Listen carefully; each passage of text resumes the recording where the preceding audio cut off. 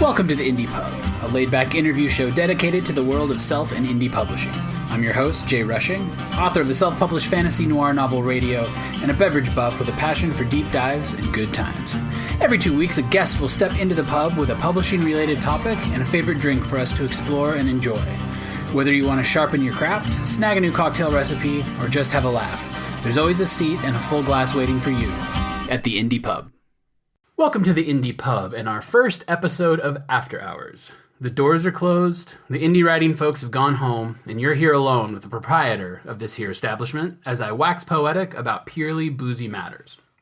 In this episode, we'll be looking for some answers to a question that many find confusing, costly, and intimidating. How do I start my own home bar? We're going to look at the basic tools and glassware you may need to get yourself started, and we'll examine 3 philosophies on how to start your own bottle collection, with a focus on one method I personally feel works best. Before we begin, a little business to attend to. I want to state that I'm in no way affiliated with or sponsored by any of the companies or products I may recommend today. I also want to cover some lingo that may come up so we're all on the same page as I move forward. When I say something is a base liquor, I'm talking about gin, whiskey, vodka, rum, and the like. Your basic booze. When I say liqueurs, I'm talking about the flavored alcohols you use to add the flair to a cocktail. So whether it's the orange-flavored triple secs and Grand Marniers of the world, almond-flavored amarettos, herbal mixes like chartreuse, or self-explanatory liqueurs like creme de menthe. That's what I'm talking about there. And finally, bitters. I want you to think of those like liquid spices. They're super concentrated alcoholic flavorings that can add a lot to a cocktail. Angostura, Peychaud's, and a variety of orange bitters are all very common in the market. Okay, so let's dive in. You want to start your own home bar. Well, what drinks do you want to make? That's the first question you need to ask yourself. Until you're experienced enough to invent your own, you'll need to find a recipe before you can make your cocktails or even know what ingredients you need. Where does one begin to find cocktail recipes? Well, cocktail books are going to be your best resource throughout your career as a home bartender. They're usually compiled by actual bartenders, or at least people with some level of experience and knowledge in the field. There are so many fantastic cocktail books out there that you really can't go wrong when you start your collection. So really dive in and look to see what will suit your own needs. As someone new to mixing drinks, there is one issue you need to be careful of when you're looking at books, and that is they can be absolutely daunting. It can feel like being hit in the face with a fire hose of information, and it can be really difficult to figure out just where to begin. As you start to build your book collection, I recommend finding guides that separate their recipes by base liquor. That way, searching for what you want, or more importantly, what you think you might like, is made a whole lot easier. A lot of books simply separate the drinks by the drink's name, and it's really difficult to decide whether or not you're going to like something like a corpse reviver by its name alone. When it comes to finding cocktail recipes, the internet is a much friendlier beast. You can quickly and easily search for the one recipe you want, or for recipes made with the ingredients you want and like. The problem here is reliability, like most things on the internet. Where did the recipe come from? Can you trust who came up with that recipe? Separating the wheat from the chaff can be really, really tricky. It's best to find some trusted sites and stick to their recipes as a place to start. Liquor.com, Difford's Guide, Serious Eats, Imbibe, these are all really great first stops when you're dipping your toes into the world of cocktails. Next, let's talk tools and glassware. Whether we want to admit it or not, a major component to our love of cocktails comes from the ritual of making the cocktail and the ceremony of enjoying a cocktail from a fancy glass. There are very few tools or pieces of glassware that are strictly necessary, but you can set yourself up with the basics for pretty cheap. When it comes to tools, the list of must-haves is small, but you'll thank yourself for having these on hand. First, the noble shaker. These can also be used as a mixing glass as well. I say start with the cobbler shaker. This is the shaker that has a large metal cup with its own top that doubles as a strainer and a cap above that. It's the easiest to use and likely all you'll ever need for a home bar. I have one shaped like a penguin, and it's been my go-to shaker for years. Boston shakers are fantastic, and they're what the pros tend to use. They consist of 2 glasses put together, often one metal and one glass, or metal on metal. They're excellent for mixing, especially if you're using egg white. It really helps with the frothing process.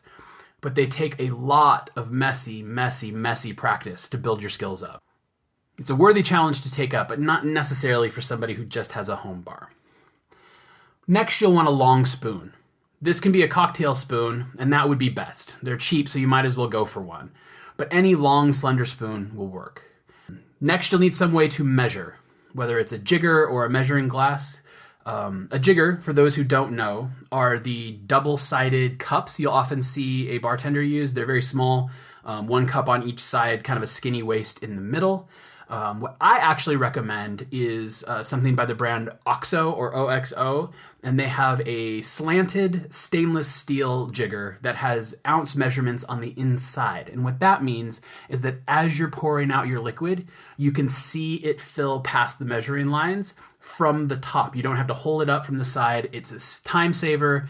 It's way easier to use. Highly recommend those. Also, most cocktail recipes come in ounces. You do see some in milliliters, but it's originally an American art form, and so ounces tend to have stuck when it comes to cocktail recipes. So having measuring devices in fluid ounces is going to be your best bet. Next, you'll want a sturdy bottle opener. Doesn't matter what it is, you just want one that's not going to fall apart on you.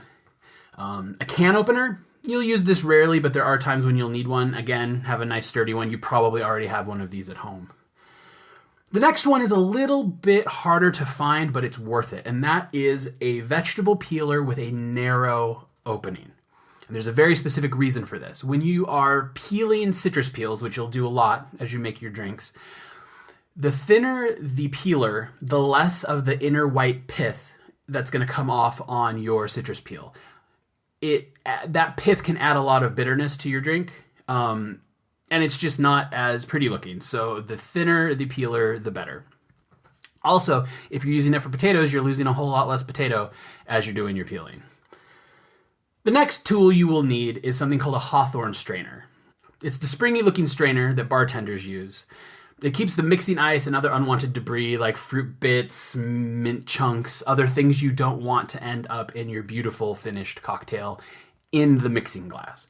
Definitely go ahead and get one of those. Again, they're not that expensive. The next thing you might want, which is not vital, but I recommend them, is metal straws. Way better for the environment, easy to wash, and they don't impart that weird cardboard flavor that paper straws do. Personally, I don't like that in my drink. If I'm going to all of this trouble to make a perfectly blended drink, I don't want to add a bunch of paper flavor to that. The final tool that you'll want, might not need it right off the bat, but you're going to want to get one, is a muddler. They come in wood, plastic, metal, some with a rubber end, and they're used to crush up fruit and herbs to release their flavors and smells into your drink. Personally, I recommend wood. It's less likely to break any glass. They're really rugged and durable.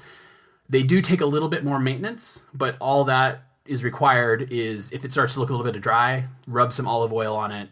It'll come back to new. Worst case scenario, get the sandpaper out, give it a new surface, and you're ready to go. Now let's move on to glassware. None of it is necessary. Absolutely none of it. You can drink a martini out of a sippy cup if you want. But let's face it, you don't want that. You absolutely don't want that. You want to feel a little fancy. Even if you're drinking a cocktail in your pajamas, the drink itself is there to add a touch of class and a little bit of pomp to your evening. Otherwise, you just crack a beer. So knowing that you'll want a little schwankiness in your life, what glassware should you start with? Well, the list is not long. First, you're going to want some sort of long drink glass. Collins glass, highball glass, pint glass. They're all a little different, but they're all basically serving the same purpose. So whichever is your favorite, go with that. The main thing to make sure is that it's going to hold at least 12-ish ounces or 330 milliliters comfortably. So a little bit of headroom above that. As long as you have that, you'll be good to go. Things like a big gin and tonic or a Long Island iced tea, or when you want to pour a beer, they're going to be excellent. Next, you're going to want a tumbler or a rocks glass. You'll use this for whiskeys or strong cocktails like a Negroni, cocktails that are going to be served over ice. There's a million different shapes, lots of cut glass options. They're really fun and they're great to have on hand. The next glass is pronounced differently depending on who you are and where you're from. It's either a coupe or a coupe glass. And I highly recommend them over your traditional triangular cocktail glass or martini glass. Those things, kind of like the old 90s band, are built to spill. I hate them. They are so unfunctional, they just make a mess. Whereas a coupe glass, which was originally used as a champagne glass, is very similar in shape, but it has usually at least an inch of a side to it. So people can actually move around with their drink and not spill it all over the floor. It feels a little bit fancier. It feels a whole lot more comfortable, and I highly recommend opting for those over the triangular cocktail glasses. Next, when you can find one, it's not a huge rush, but having a few champagne flutes are always really nice for champagne or a few cocktails that like having that upright vertical structure. You'll want some wine glasses. You could separate that out, white wine and red wine. You could have a single multifunction sized glass, whatever you are comfortable with. You're going to want a couple shot glasses around because let's face it, you have a home bar. At some point, people are going to want shots, whether that's a fuzzy navel or straight up whiskey. It's going to happen. Finally, let's talk about Moscow Mule glasses. There's a little controversy around these. These are the copper mugs that you'll see sometimes at bars or restaurants. They're used primarily for a Moscow Mule, although other drinks can be served in them. Some of them are pure copper, inside and out. Others are lined with stainless steel or some more inert metal. There is some debate as to whether or not the copper will leach into your drink and poison you. The answer is complicated.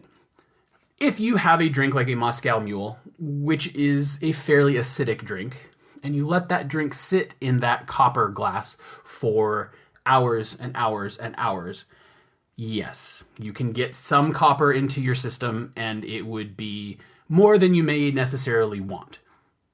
Who's going to drink an hours old Moscow Mule when it's gone warm and stale? The answer is no one. The amount of time it takes to leach that copper is so long, it's not really a concern. But if it is something that you would feel like you would just rather avoid, there are plenty of coated copper Moscow Mule mugs out there that are available.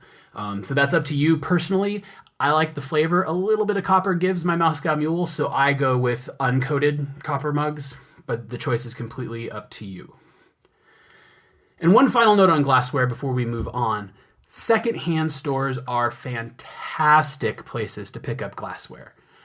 They usually have really great stuff for really cheap and also really unique pieces. One thing that my wife and I have found really helpful is that having an eclectic mix of glasses helps guests remember which glass is theirs. So rather than needing the little charms you put on the bottom or writing on the glass with some sort of wipeable marker, they just know by the unique shape of their glass. So highly recommend secondhand stores for uniqueness and for cheapness.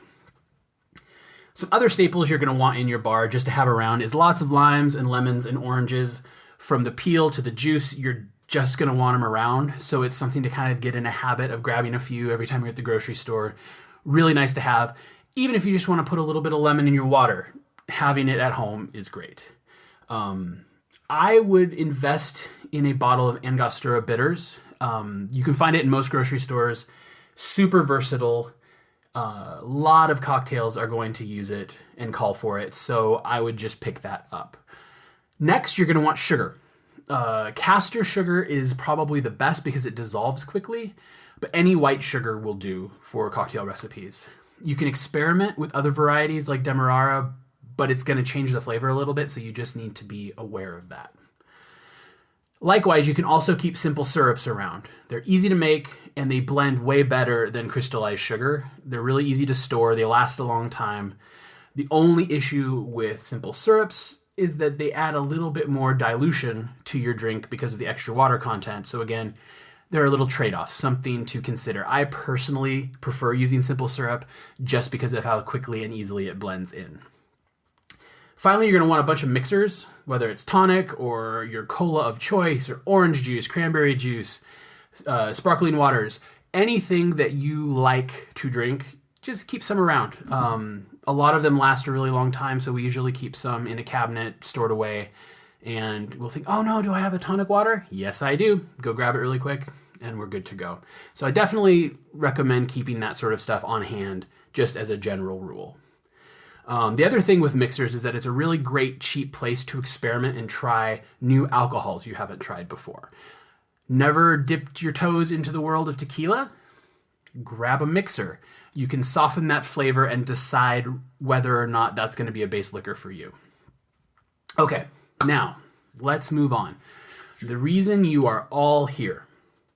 How does one actually go about building their own home bar? Well, today I'm going to talk about 3 approaches. There are merits to each of them, but I'm going to discuss one option that's absolutely my favorite at the end. So the first method is to just go big. If you've got the cash, start making bottle lists and go have some fun at your local liquor store.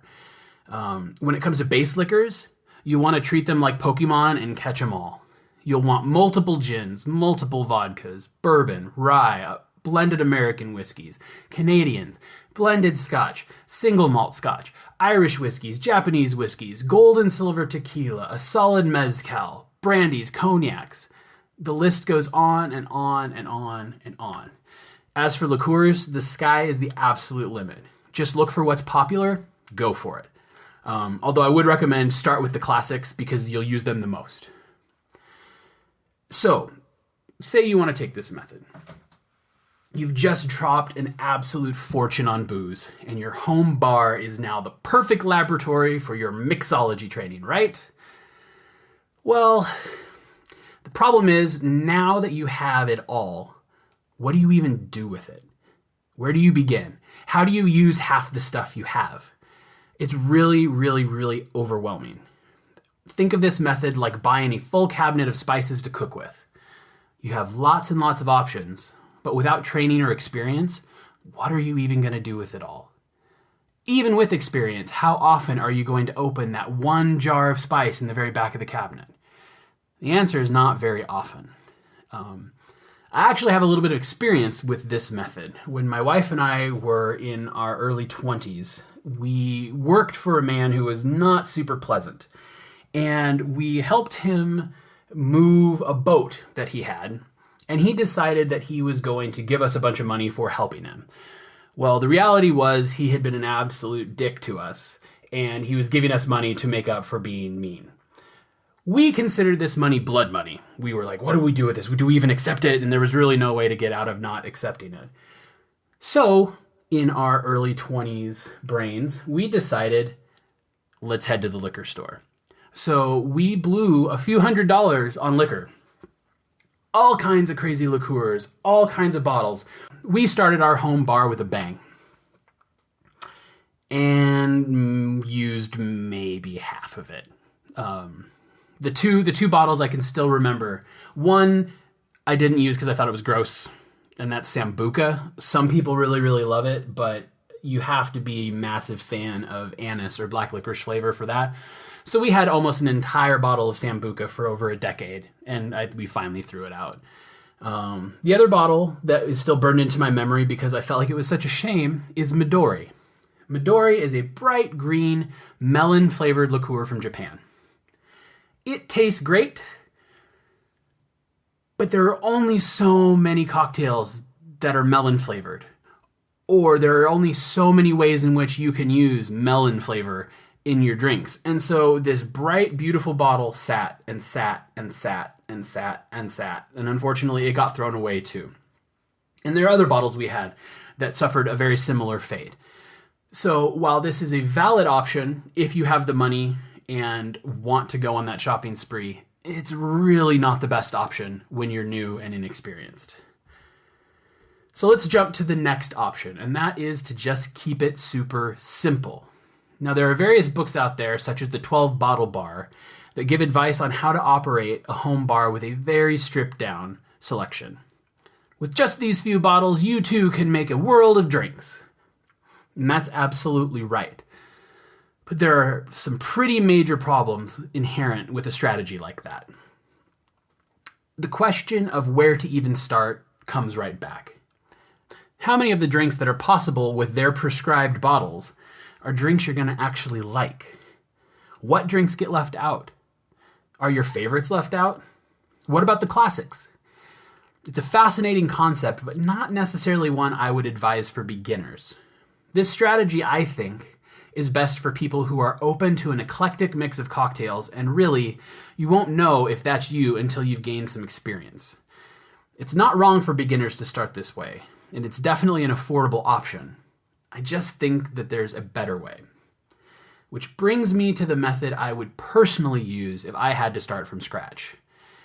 It is my humble opinion that it is best to grow your home bar one drink at a time, which means only a few bottles at a time. So how would this process go? First, I'd find a good resource for recipes. And right now, I would recommend an app called My Bar.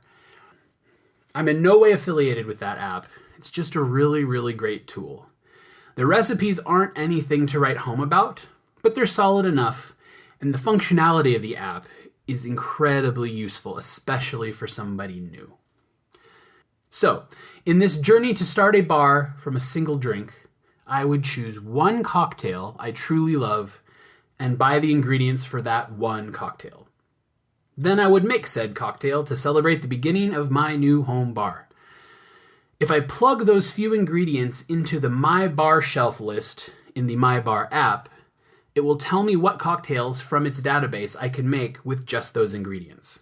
It will also tell me what I could make if I only had one or two more ingredients, just one or two more, and it opens up a whole new world of drinks. So my next step would be to choose another cocktail that I know I'd like from the list of things I can almost make. Then I just have to pick up the new ingredients and make that cocktail to celebrate the successful first expansion of my home bar. You can now make 2 great cocktails, plus you have the ingredients to explore others. If you find you're missing something for your next great drink, it's only ever 1 or 2 more supplies away. With a method like this, you grow your bar a few bottles at a time with ingredients you know or are pretty sure you're going to like. And this ensures that the vast majority of the drink options you have available to you at any given point at home are drinks you're going to probably enjoy. Having spent the better part of 15 years tinkering with cocktails, this is absolutely what I would do if I was a total beginner. There's just no reason to waste the time, money, and booze trying to guess your way through the learning process. But let's go ahead and take a step back real quick, and let's do an example of what I'm talking about with this method. And let's use one of my favorites, I mentioned it earlier, the Negroni. A Negroni is a dirt simple drink that is absolutely delicious. Gin, sweet vermouth, and Campari mixed in equal parts. Very, very easy. Perfect place to start. Now, I buy those 3 ingredients, I can make that drink. But if I buy a rye or a bourbon, all of a sudden I can make a Boulevardier. Add that bottle of Angostura bitters, now I have the right supplies to make a Manhattan or a pink gin. A few more ingredients, a few more drinks, and on and on and on. Even if I stop there and don't add any more alcoholic bottles, I still have a world of mixers to add. Tonic gives me a gin and tonic. Sparkling water, I can make an Americano cocktail. Whiskey and Coke. Again, the list goes on and on and on. Repeating these steps keeps your bar growing and keeps you satisfied. You'll strike out from time to time. It's gonna happen. But you won't end up with a bunch of dusty, sugar-crusted, expensive bottles waiting forlornly in the back of the bar for their day to shine. The day's not gonna come, my friends. It's just not. Those crusty bottles are gonna stay crusty, and they're just gonna be depressing. Instead, just seek out the next trusty cocktail or intriguing recipe and you'll have a custom, self-tailored home bar in no time. Now, I usually ask my guests to shout themselves out, and so I'll do a little bit for myself here. If you'd like to read my fantasy noir novel, Radio, it's available on Kindle Unlimited or in paperback on Amazon or most places where books are sold. You can find me at jrushingwrites.com. That's my website and blog. I'm also at jrushingwrites on Twitter, Instagram, and Facebook. Thanks for stopping by the pub. Be sure to check out our previous episodes and stay tuned for more chats with people across the indie publishing world. Thanks everyone for tuning in to the Indie Pub. If you like what you hear, consider giving us a like and subscribe so you won't miss any of our indie investigations or boozy banter. I've been your host, Jay Rushing, and we'll see you back in the pub next time.